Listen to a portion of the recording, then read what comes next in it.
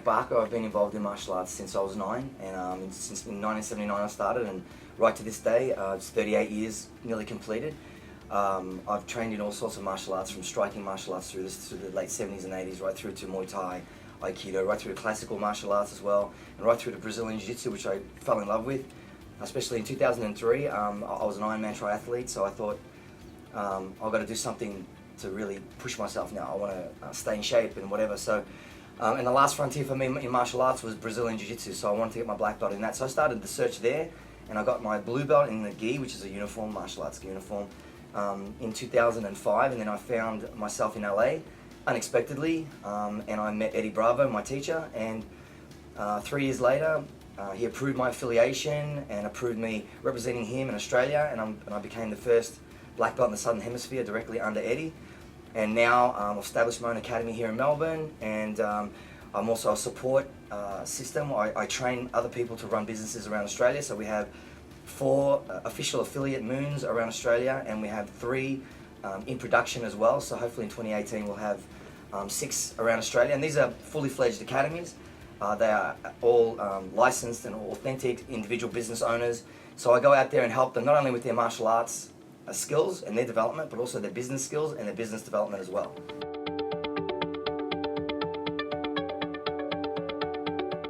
Business in our families, from day one, I was raised, my dad had a milk bar mixed business in the northern suburbs in Moreland Road, one of the first Italians to have a deli.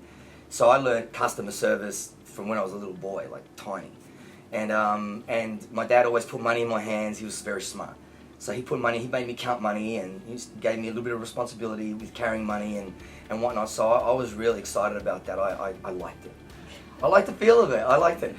So it took me on a journey. And I remember clearly when I was 15 in year 10, I had this idea. I got my black belt at 14. So at 15, I thought to myself, I can make some money here. So I started, some of my friends wanted me to teach them martial arts, so I actually built a little martial arts dojo in my driveway. So I hung up some bags and a speed bag and a ball, and I started just teaching them what I knew. And I actually, in that first year at 15, I think I was making about $250 a month. I was just charging them like $15 a month, and I had a whole bunch of guys training. I had about 4 or 5 girls in the backyard doing anti-rape classes. I used to call them back then. It sounds really bad now, but back then it was okay, in the 80s. And I had the boys in the driveway. I had about 8 or 9 of them from school, and I started doing that. I remember in year 11 I did a maths project, and they asked us to imagine we had a business and we had to draw up our assets and liabilities, right? And we had to imagine we had what expenses we would have and what rent we'd have to pay and what equipment we would need. And all I did was I actually had a school which I was renting out of a primary school gym, and I had 40 students there. So I actually had my own business running at 16. I don't know how, I'd never let anyone do that now.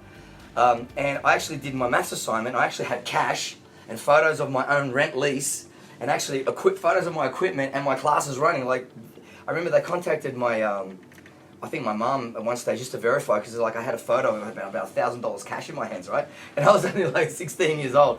So as an entrepreneur, I think it was innate in me. It was just something, it was like a spirit thing in me. I never felt comfortable working for anybody. It was a real struggle. Even if it was working for my parents, I found it really difficult to take orders. I don't know whether that's a good thing or a bad thing, but as far as being a business owner now, I've learned some enormous things and valuable things, and that hands-on experience really provides. So yeah, so that's my journey so far to here, and it's been awesome. So here we are.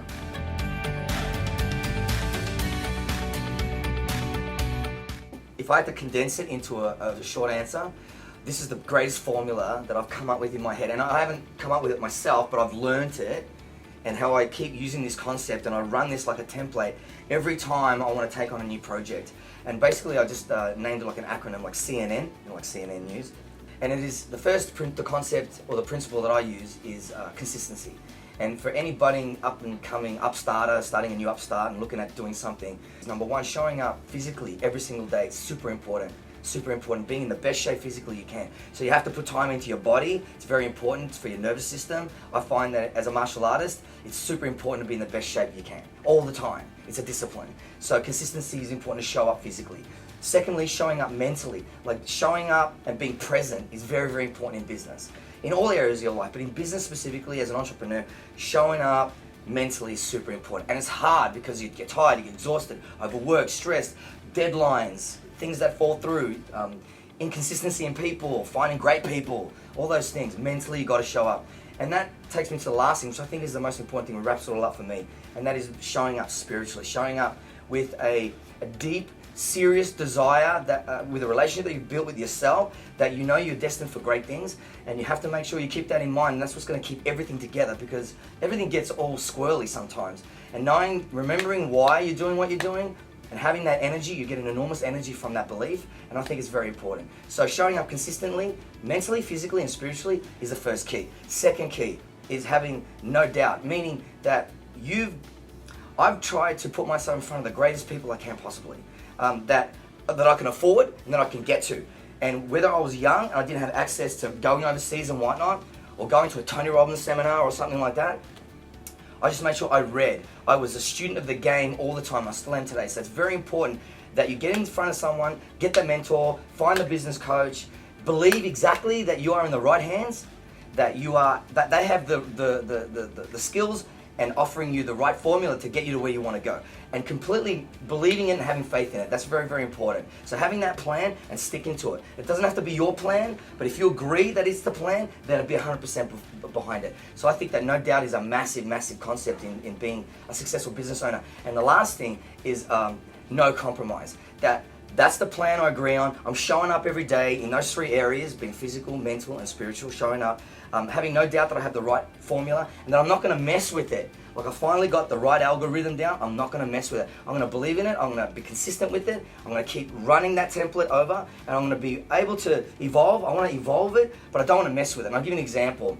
If it's my to-do list, if I've got 8 things to do that day, I'm going to make sure I do those 8 things that day. And if I don't, then I've failed the day. Now here's the thing, if you win the day, you win the week, you win the month, and all of a sudden, you're hitting your goals, everything's just rocking and rolling. And I really believe that not compromising it, but being open-minded and open-hearted and going with your head, your heart, and your gut, I think those 3 things are massive, massive things for me personally that have been contributing to a lot of success I've had, and a lot of success that I see other people have throughout my life so far.